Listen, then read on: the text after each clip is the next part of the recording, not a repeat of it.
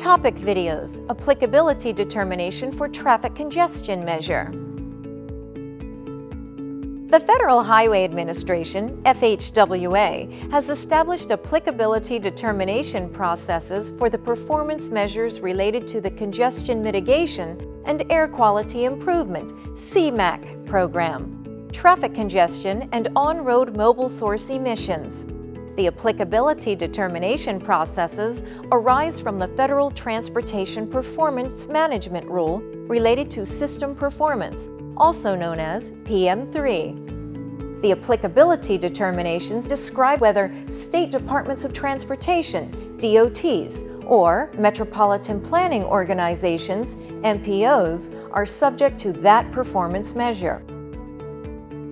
You may be wondering what steps and information go into the applicability determination process, as well as how the determinations affect you as a DOT or MPO. In this video, we will focus on the applicability determination for the traffic congestion performance measure for both state DOTs and MPOs. If you're interested in information about the applicability determination for the on-road mobile source emissions performance measure, please review the video on that topic. We'll provide answers to these questions. How is applicability determined for the congestion performance measure? What actions are required from state DOTs and MPOs if the traffic congestion performance measure applies? And how does the determination fit in with planning and the Transportation Performance Management (TPM) timeline for state DOTs and MPOs? Let's begin with a few key definitions. The first key term is urbanized area, often referred to as a UZA. The FHWA defines UZAs as census-designated urban areas with 50,000 residents or more. A metropolitan planning area, or MPA, is the boundary in which the metropolitan transportation planning process must be carried out by MPOs. Next, we have HPMS, which stands for the Highway Performance Monitoring System. The FHWA defines HPMS as a national-level highway information system that includes data on the extent, condition, performance, use, and operating characteristics of the nation's highways. HPMS contains information on all public roads, including their classification by type. The last key term is non-attainment or maintenance. These are status designations related to the Environmental Protection Agency, EPA's, determination of an area's air quality. Non-attainment area refers to a geographic area with monitored air quality that does not meet the National Ambient Air Quality Standards, or NAAQS, for specified air pollutants. Maintenance area refers to a former non-attainment area that has taken successful measures to improve the air quality and which has then been redesignated as an attainment area but remains subject to a maintenance plan.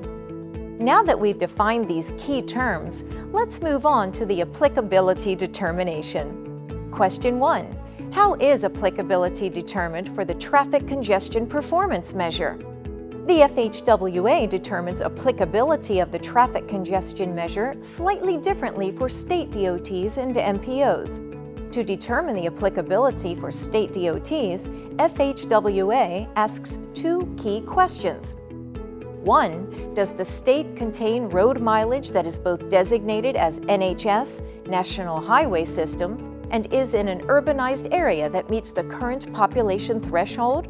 And 2. Does the boundary of that urbanized area contain any part of a non-attainment or maintenance area for ozone, carbon monoxide, or particulate matter? The FHWA will use HPMS data to determine road segments that are part of the NHS, census data to determine population, and information from 40 CFR Part 81 to determine non-attainment or maintenance status. For the first performance period, which runs from January 1, 2018 to December 31, 2021, the population threshold is urbanized areas with populations greater than 1 million. For the second performance period and beyond, The measures apply to urbanized areas with a population greater than 200,000. Now let us look at how FHWA determines the congestion performance area applicability for MPOs. The FHWA asks two questions. 1. Does the Metropolitan Planning Area, MPA, overlap with both an urbanized area that meets the current population threshold and a non-attainment or maintenance area?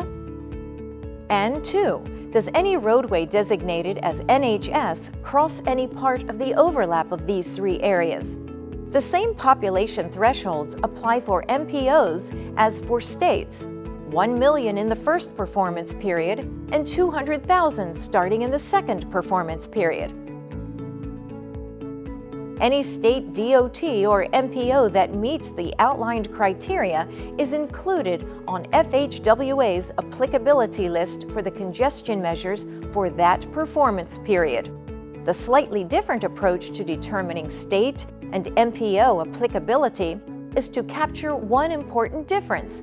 If a state has an applicable urbanized area in its boundaries, but the non-attainment or maintenance area is outside of the state's boundaries, that state still must meet the required traffic congestion measures. An MPO in this same situation has not met the applicability criteria.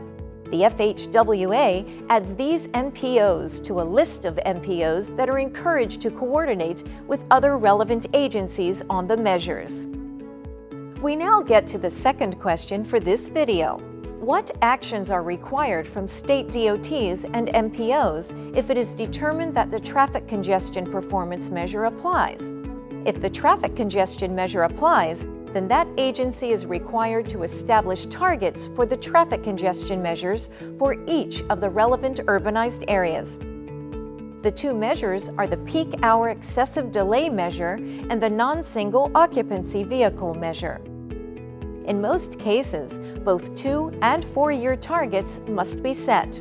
One exception is for the peak hour excessive delay measure in the first performance period. For this period, only a 4-year target is required. Unlike for some of the other performance measures, FHWA will not use these targets to assess whether significant progress has been achieved.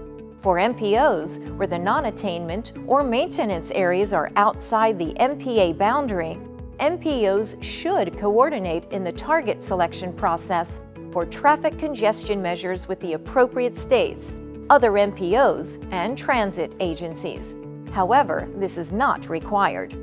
There is an additional requirement just for CMAQ traffic congestion targets, whereas several performance measures allow MPOs to decide whether to support the state DOT's target or set their own. All applicable state DOTs and MPOs must establish a single, unified target for each of the traffic congestion measures for each applicable urbanized area. Thus, all agencies located in the vicinity of the applicable urbanized area should be aware of these applicability determinations, know their roles in the target selection process, and follow them. Now for our final question of how the traffic congestion applicability determinations fit with the TPM timeline. The FHWA made its first CMAQ measure applicability determination on October 1, 2017, and will do so every 4 years thereafter. This corresponds to 1 year before the baseline performance period report is due to FHWA in each performance period. This determines the lists of which state DOTs and MPOs are subject to requirements for the CMAQ traffic congestion measures. Finally, what about changes in non-attainment and maintenance status? If an area is no longer in non-attainment or maintenance for a criteria pollutant on the date 1 year before the mid-performance period progress report is due, FHWA will revise the applicability determination for the affected states and MPOs. Areas newly designated as non-attainment are not added at the midpoint, but will be considered at the next applicability determination. The FHWA will revise the applicability list for the midpoint of the performance period to remove any states or MPOs that no longer apply. FHWA will use the EPA Green Book to identify the non-attainment and maintenance areas for the criteria pollutants as of 1 year before the mid-performance period progress report is due. That's it. Applicability determination for the traffic congestion performance measure. This process ensures that those state DOTs and MPOs where the traffic congestion performance measure applies take the appropriate transportation performance management actions. This is one of the ways accountability is built into performance management. Increasing the accountability and transparency of the Federal Aid Highway Program helps to promote better project decision-making through performance-based planning and programming.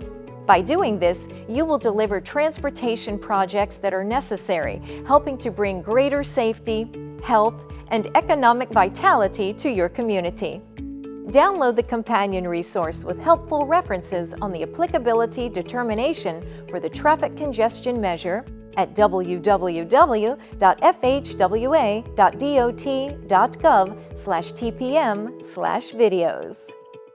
Working together, we can provide strategies to improve our nation and people's lives through great transportation planning.